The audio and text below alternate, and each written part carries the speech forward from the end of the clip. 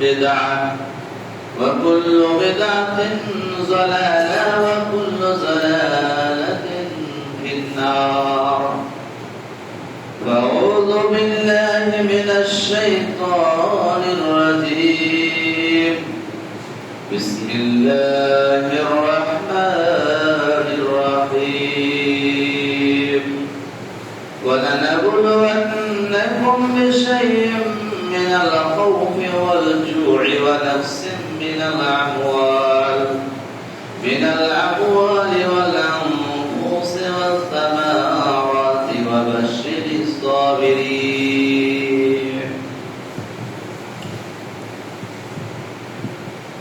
উপস্থিত শ্রদ্ধেয় সম্মানিত আজকের জুমার মুসাল্লিগণ, সর্বপ্রথমে আমরা সেই মহান করুণাময় রব্বুল আলামিনের প্রশংসা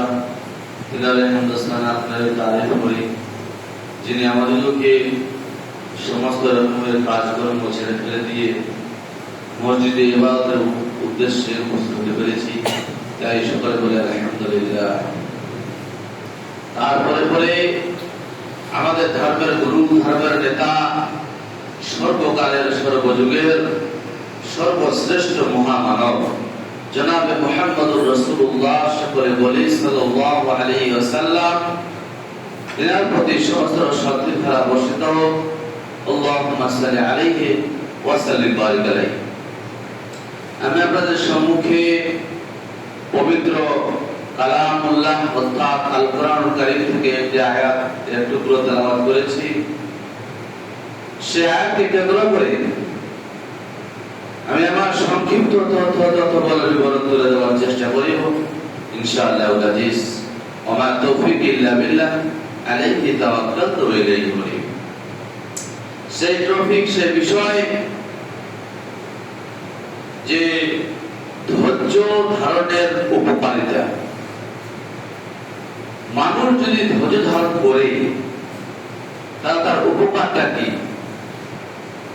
আমরা জানি এটা খুব গুরুত্বপূর্ণ বিষয়। এর আগে হচ্ছে সবর। সবর মানে হচ্ছে ধৈর্য। মানুষ যে কোনো কাজে যদি ধৈর্য ধারণ না করে তার ফল আসবে না। একটা কাজ সঙ্গে সঙ্গে করলাম, সঙ্গে সঙ্গে ফল পেলাম, তা হতে পারে না।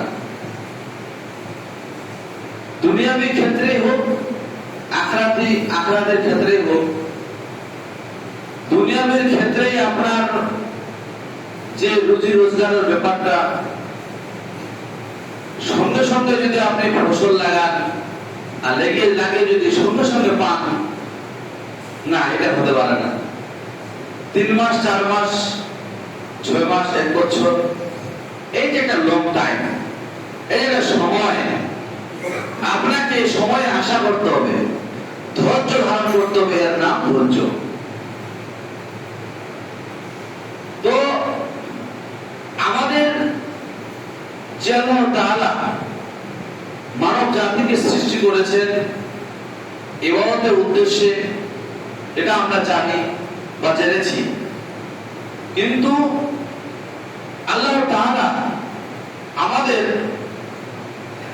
যদি আমরা আল্লাহ রাব্বুল আলামিনকে এক বলে আহাদুল আহাদ বলে বিশ্বাস স্থাপন রেখে যদি আমরা ইবাদত করে থাকি আল্লাহকে খুশি করার জন্য, যে আল্লাহ পাক রব্বুল আলামিন নিশ্চয়ই আমাদেরকে পুরস্কার দিবেন, নিশ্চয়ই দিবেন।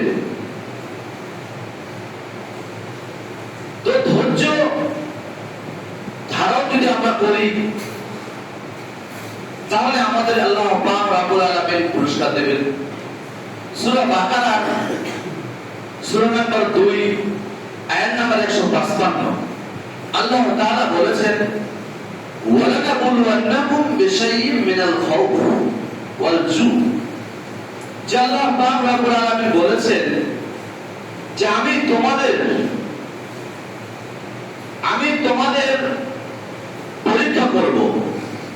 আর একটা কথা জেনে রাখি, জেনে রাখা দরকার যে আল্লাহ তাআলা আমাদের এই পৃথিবীতে পাঠিয়েছেন আমাদের পরীক্ষা স্বরূপ, মানব জাতিকে পরীক্ষা করার জন্য। কাকে পরীক্ষা করবে? টাকা পয়সা দিয়ে, কাকে পরীক্ষা করবে ধন দৌলত দিয়ে, কাকে পরীক্ষা করবে নাফস দ্বারায়, কাকে পরীক্ষা করবে অন্যান্য বিভিন্ন জিনিস দ্বারায়। আপনাদের আল্লাহ পাক রব্বুল আলামিন পরীক্ষা। তাহলে বোঝা হচ্ছে এই পৃথিবী হচ্ছে ইমতিহানের জায়গা, এক্সামের জায়গা। এই পৃথিবী হচ্ছে পরীক্ষার একটা জায়গা। এই পরীক্ষাতে যখন আমরা পাস করতে পারি তাহলে আমাদের পুরস্কার রয়েছে। আল্লাহ পাক রব্বুল আলামিন যদি মানুষকে ধৈর্য করে তো আল্লাহ বলছেন ইন্নাল্লাহা মা'আস সাবিরিন, নিশ্চয়ই আল্লাহ পাক রব্বুল আলামিন ধৈর্য ধারণকারীদের সঙ্গে থাকেন। যারা ধৈর্য ধারণ করছে, যারা সবর করেছে তাদের সঙ্গে থাকেন আল্লাহ পাক রব্বুল আলামিন। তারা আয়াত দ্বারা প্রমাণিত করছে যে আল্লাহ পাক রব্বুল আলামিন যে সমস্ত লোকেরা বিপদ আপদে ক্ষতিগ্রস্তে ধৈর্য ধারণ করে তাদের সঙ্গে আল্লাহ পাক রব্বুল আলামিন থাকেন। তো আল্লাহ পাক রব্বুল আলামিন সূরা বাকারার 155 নম্বর আয়াতে বলছেন ওয়ালা নাকুলুন্নাকুম বিশাইইন মিনাল খাউফি ওয়াল জু'i ওয়া নাকসিন মিনাল আমওয়াল ওয়াল আনফুসি ওয়াস সামারাত ওয়া বাশশিরিস সাবিরিন। ওয়ালা নাকুলুন্নাকুম বিশাইইন মিনাল খাউফ, যে আল্লাহ পাক রব্বুল আলামিন বলছেন আমি তোমাদেরকে ভয় ভীতি দিয়ে পরীক্ষা করব। ওয়াল জু', ক্ষুধা, দুর্ভিক্ষ দেখা দেবে, ক্ষুধা পাবে না। নাফস, আজকে আপনি আছেন কালকে আপনাকে কেড়ে নিতে পারে, অন্তর আপনার অর্থাৎ মৃত্যু আপনাকে কেড়ে নিতে পারে। ওয়াল আমওয়াল, আপনার যে ধন সম্পদ টাকা পয়সা এগুলো আপনার ব্যবসায় মায়ের ব্যবসায় লস, এগুলা দিয়ে আপনাদের ক্ষতি করতে পারে। ওয়াসামারাত, ফল ফ্রুটি এগুলো লাগিয়েছেন বাগান, সেগুলো আপনাদের ধন সম্পদ ক্ষতি হতে পারে। তাহলে ভয় দ্বারা, খাদ্য দ্বারা, আপনার অন্তরকে, আপনার মৃত্যু দ্বারা, আপনার ভ্রমণ দ্বারা, আপনার নাফস, আপনার ব্যবসা বাণিজ্য লস, আপনার জামাত, আপনার ফসল পানি, এই সমস্ত জিনিস দিয়ে আল্লাহ পাক রব্বুল আলামিন সেগুলো কেড়ে নিতে পারেন। সেটা দিক দিয়ে যখন তিনি কাড়বেন, যখন তিনি সেটাকে নষ্ট করবেন, তখন আপনাকে ধৈর্য ধারণ করতে হবে। আল্লাহ বলছেন যে সমস্ত লোকেরা এটার উপরে ধৈর্য ধারণ করবে তাদেরকে, তাদের জন্য রয়েছে পুরস্কার। কি বলেন? এগুলো 5-6টা জিনিস দিয়ে আপনাকে যে পরীক্ষা করা হবে, আপনাকে যে নিয়ে হবে, আপনার যে ক্ষতি করাটা হবে, সেটাতে আপনাকে ধৈর্য ধারণ করতে হবে। তো আল্লাহ বলছেন যারা এটাকে ধৈর্য ধারণ করবে তাদের জন্য রয়েছে পুরস্কার। পুরস্কারটা কি আপনাকে টাকা দিবে, ধন সম্পদ দিবে, ছেলে মেয়ে দিবে? না, আপনাকে দেওয়া হবে পুরস্কার, যেটা আল্লাহ পাক রব্বুল আলামিনের যে পুরস্কার রয়েছে সেটা হচ্ছে জান্নাত। সে পুরস্কার আপনি পাবেন। চলে আসি ওয়ালা নাবলুওয়ান্নাকুম বিশাইইন মিনাল খাউফ। খাউফ শব্দের অর্থ হচ্ছে ভয়, ডর। আপনাকে মানুষ ধমকাবে, চমকাবে, ভয় ভীতি দেখাবে, সেটাতে আপনাকে ভয় করা চলবে না। ধৈর্য ধারণ করতে হবে, সবর অবলম্বন করতে হবে। আজকে মুসলিমরা যেটা সোশ্যাল মিডিয়ার মাধ্যমে দেখা যায় বা দেখা যাচ্ছে যে আপনি আব্দুর রহমান, আপনি কোন নির্জন জায়গায় আছেন, নির্জন এলাকায় আছেন, আপনাকে তাদের একটা স্লোগান রয়েছে, স্লোগান, সেই স্লোগানটা আপনাকে পড়াচ্ছে বাধ্যতামূলক। বাধ্যতামূলক সেই স্লোগান আপনাকে জবরদস্তি করে পড়াচ্ছে। সেই স্লোগান আমরা জানি, সেই স্লোগানটা যে পড়াচ্ছে ভয়ভীতি দেখিয়ে, তোমাকে রাখবো না, তোমাকে ভয় দেখিয়ে অনেক কিছু করছে। এই স্লোগানটা কি 2026 সালের? এই স্লোগানটা কি শুধু ইদানিং? এই স্লোগানটা কি শুধু আজকে? এটা স্লোগান আজকের নয়, এই স্লোগান হচ্ছে 1450 বছর আগের স্লোগান। যারা ইসলাম প্রমাণ করত, যারা ইসলামের শোষিত সায়াতলে আসত, তাদের মুশরিক কাফের বেদুইনরা ধমকিয়েছে, চমকিয়েছে। প্রমাণ দিব আপনাকে। তাই এখানে আপনাকে ধৈর্য ধারণ নিয়ে আসতে হবে। ধৈর্য ধারণ আপনার জন্য অপরিহার্য। যেমন আপনাকে প্রমাণ দিচ্ছি, হযরতে বেলাল রাদিয়াল্লাহু তাআলা আনহু, কে কার চিনে না? একে কে চিনে না? এ হচ্ছে নবী করিম সাল্লাল্লাহু আলাইহি সাল্লামের মুআজ্জিন হযরতে বেলাল। সেই বেলালকে মুশরিক কাফের বেদুইনরা ভয় দেখিয়ে, ধমক চমক দেখিয়ে হযরতে বেলাল রাদিয়াল্লাহু তাআলা আনহুকে পিঠের খাল চামড়া উঠে নিয়েছে, তাকে গরম বালুতে শুইয়ে দিয়েছে, তাকে লাঞ্ছিত, ঘৃণিত, অপমানিত করেছে। বেলাল তবুও বলেছে আহাদুন আহাদ। বেলাল তবুও বলেছিল আহাদুন আহাদ, এক আল্লাহ ছাড়া কোনো উপায় নেই, আমার এক আল্লাহ যথেষ্ট। সেই বেলাল রাদিয়াল্লাহু তাআলা আনহুকে সেই মুশরিক কাফেররা বলেছে, এ বেলাল বলো, আমাদের 1 কোটি দেব-দেবীর নাম, 1 কোটি মূর্তি আমাদের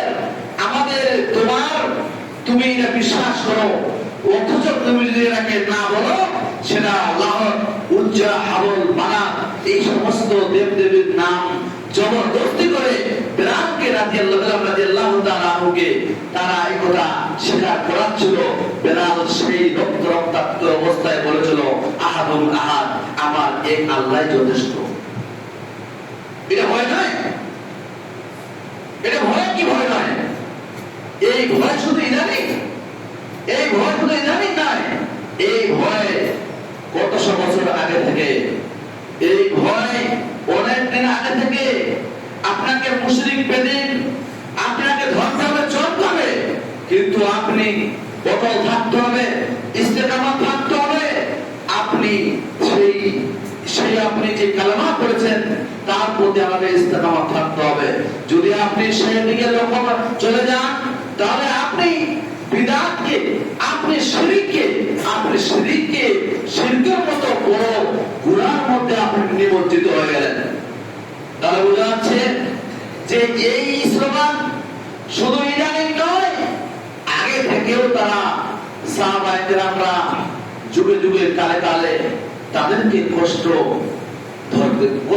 মানে তাকে দুঃখ কষ্ট, তাদেরকে ঝাল ছিটিয়ে দিয়েছে পিঠের, রক্তাক্ত অবস্থায় তারা ইসলাম ধর্ম গ্রহণ করেছে, ইসলাম ধর্ম প্রচার হয়েছে, এমনিতে হয় নাই। তাহলে এখানে কি কাজে দরকার, এখানে কি জিনিসটা দরকার? এই জিনিসটা, এখানে যে জিনিসটা দরকার সেটা হচ্ছে সবর, সেটা হচ্ছে ধৈর্য।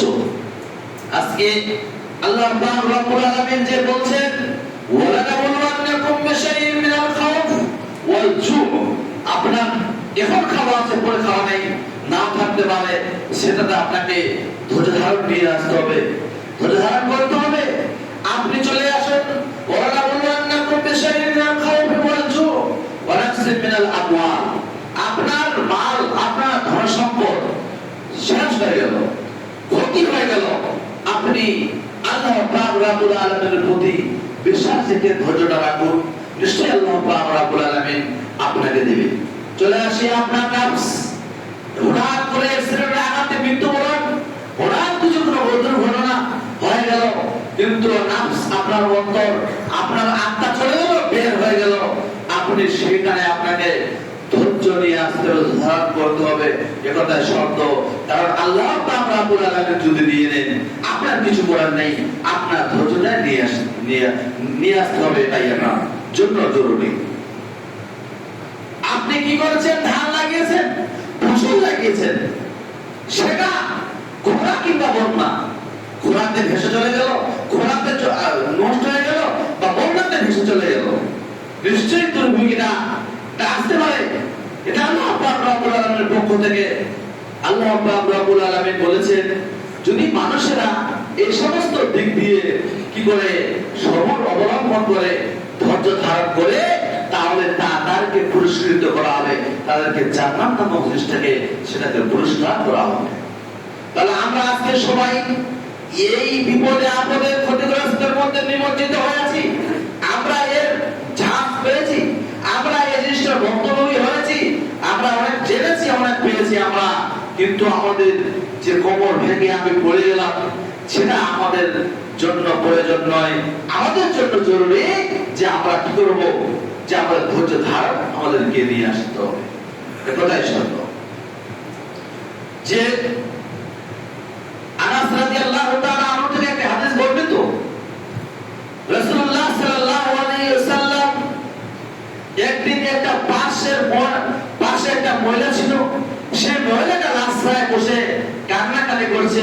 রাসূলুল্লাহ সাল্লাল্লাহু আলাইহি ওয়াসাল্লাম তাকে জিজ্ঞাসা করছেন, কান্নাকাটি করছে কেন?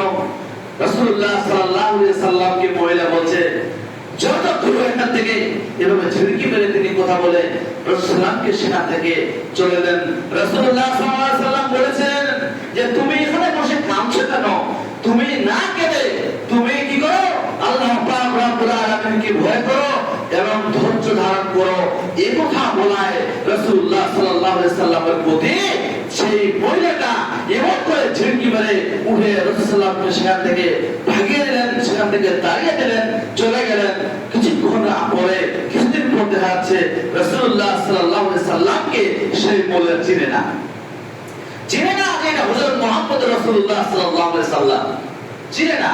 কিন্তু তার দরজায় এসে দাঁড়িয়ে রাসূলুল্লাহ সাল্লাল্লাহু আলাইহি ওয়াসাল্লামকে বলছেন, হে আল্লাহর রাসূল, হে আল্লাহর নবী, তো আমি আপনাকে চিনতে পারিনি, আপনি আমাকে চিনে পারেনি যে আমি বিশ্ব নবী, আমি রাহমাতুল লিল আলামিন, আপনাকে আমি চিনতে পারিনি। অতএব আমি যে কাজটা করেছি সেটা হচ্ছে ভুল করেছি, সে কাজটার জন্য আমার মা ঠিক হয়নি।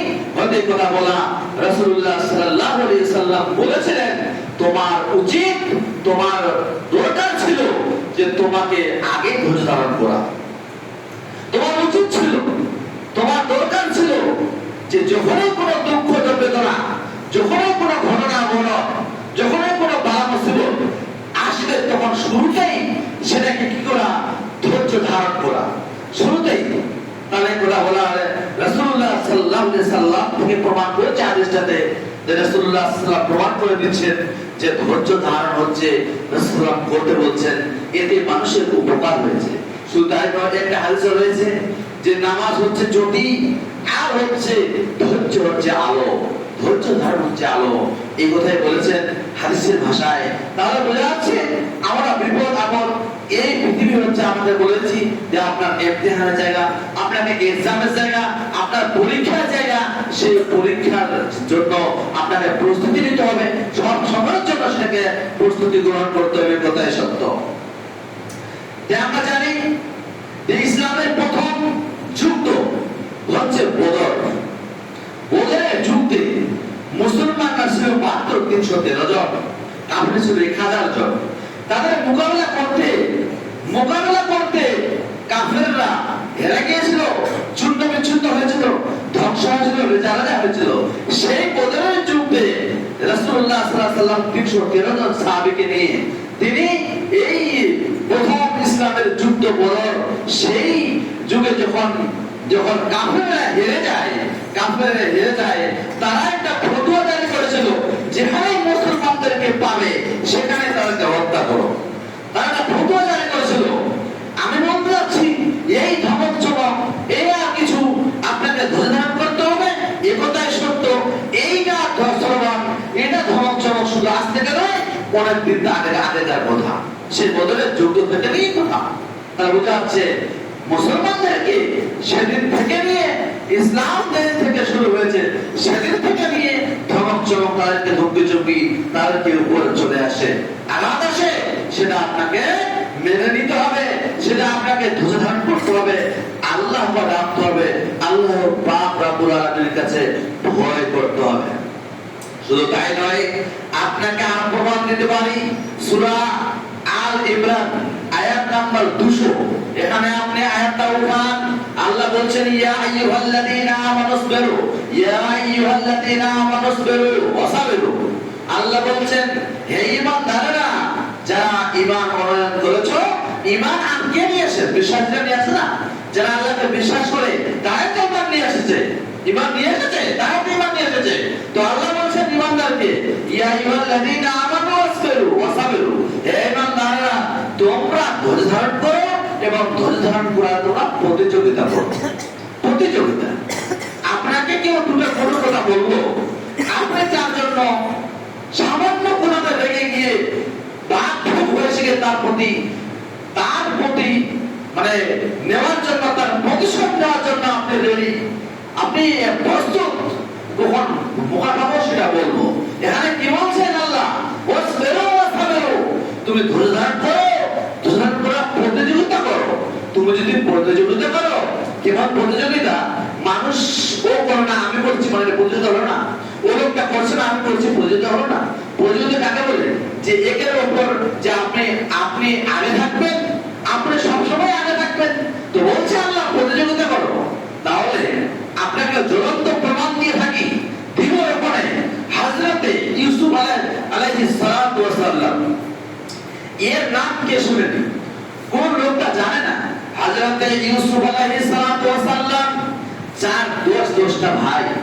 এই ইউসুফ আলাইহিস সালাতু ওয়াস সালাম যখন তার বার্ধক্য অবস্থায় এসে, যখন সে যৌবনে, তার আগে কিশোর অবস্থায় খেলকুদ জামানায়, যখন বাচ্চা কাচ্চারা খেলকুদ করে, সেই জামানায় সেই সময়ে হযরতে ইউসুফ আলাইহিস সালামকে কুয়ার মধ্যে নিক্ষেপ করা হয়েছে।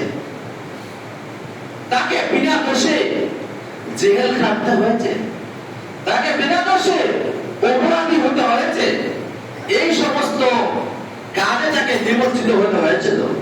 তার প্রতি আঘাত, তার প্রতি নির্যাতন, তার প্রতি চক্রান্ত করে তাকে ফাঁসিয়ে তাকে জেল পর্যন্ত খাটানো হয়েছে হযরত ইউসুফ আলাইহিস সালামকে।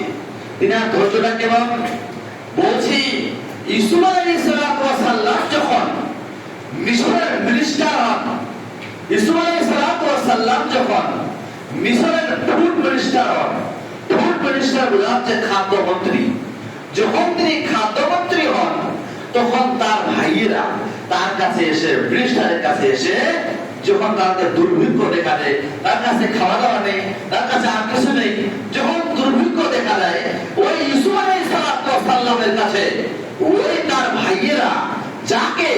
ভাইয়েরা তাকে কুমাতে ফেলেছিল, নির্যাতন করেছিল, আর কিছু করেছিল, এই সমস্ত কাজ করেছিল, যখন তিনি ফুড মিনিস্টার, খাদ্যমন্ত্রী, তখন ইউসুফ আলাইহিস সালামের কাছে তার ভাইয়েরা এসে বলছে আমাদের এই অসুবিধা। তিনি বলেন না তুমি এই কাজ করেছো, তাকে কি চিনতে পারেনি? এই হযরত ইউসুফ আলাইহিস সালাম জ্বলন্ত প্রমাণ যে তিনি কেমন ধৈর্য ধারণ করে এবং তার ভাইদের প্রতি আকৃষ্ট হন, তার ভাইদের প্রতি যে তিনি ফুড মিনিস্টার, খাদ্যমন্ত্রী, তিনি যেভাবে তার ধৈর্য ধারণ ধরন সরল অবলম্বন করার তিনি দেখেছেন, তার ভাইরা থেকে আকৃষ্ট। তাহলে বোঝা যাচ্ছে ধৈর্য আমাদের মানুষের জন্য প্রয়োজন। আপনাকে বলি, যদি একটা চা দোকানে যান, আপনাকে সঙ্গে সঙ্গে চাটা দিচ্ছে না, ওখানেও সময়, কেন সময় লাগছে, ওখানে আপনি চা না খাবেন তো ওখানে আপনাকে 5 মিনিট 10 মিনিট টাইম দিতে হচ্ছে, কেন বানাবে তারপর দিবে। ওর একটা সূচনা আছে, কি সূচনা? দেশ কি উঠাতে হবে, কাপ উঠাতে হবে, ধুতে হবে, দুধ দিতে হবে, লিকার দিতে হবে, জ্বালাতে হবে, সময় ধৈর্যের প্রয়োজন। ধৈর্য না থাকে ফুটে যাও, চলে যাও। তাহলে বোঝা যাচ্ছে যে আপনার ধৈর্যের প্রত্যেকটা জিনিস আপনার ধৈর্যের প্রয়োজন। কোনটা জিনিস সঙ্গে সঙ্গে হয়ে যায় না, যে আল্লাহ পাক রব্বুল আলামিন আপনাকে যে বললাম ধন দ্বারায়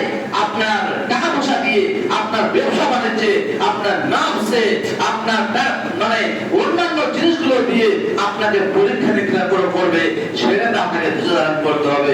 এই কথাই সত্য। আল্লাহ পাক রব্বুল আলামিন যেন আমাদেরকে ধৈর্য ধারণ করার, সবর অবলম্বন করার তৌফিক দান করে, তাই সকলে বলুন আমিন। আল্লাহ পাক রব্বুল আলামিন চার দোয়া করি, মহান করুণাময় রব্বুল আলামিনের কাছে আর দোয়া করি যে আল্লাহ পাক রব্বুল আলামিন আমাদের মুসলমান সমাজ আজকে নির্যাতিত, আজকে ঘৃণিত, লাঞ্ছিত, অপমানিত হচ্ছে জায়গায় জায়গায়। আল্লাহ পাক রব্বুল আলামিনের কাছে দোয়া করে, আল্লাহ পাক রব্বুল আলামিন এই সমস্ত লোকদের তুমি হেফাজত করো, সকলে বলুন আমিন। যারা অসুস্থ রয়েছে তাদের সুস্থতা দান করো, যারা আজকে বিপদে আপদে রয়েছে তাদেরকে তুমি উদ্ধার করো, সকলে বলুন আমিন। আল্লাহুম্মা